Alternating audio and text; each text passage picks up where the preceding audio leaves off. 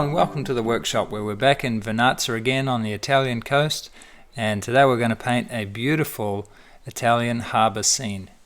Follow me step by step as I take you through the entire painting process, and along the way you'll learn about raising the overall colour vibrancy, glowing light, transparent water and impressionistic brushwork. I'll be demonstrating in oils, but you could just as easily use acrylics.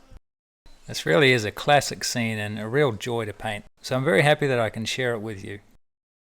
Learn by comparing your work with other students' work and by reading my personal critiques.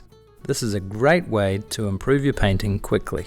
You'll find that my method of painting is very fast and fluid, but the way I teach is nice and slow. So you'll find it a joy to paint quickly and confidently, following this lesson step by step, just like thousands of my students are all over the world.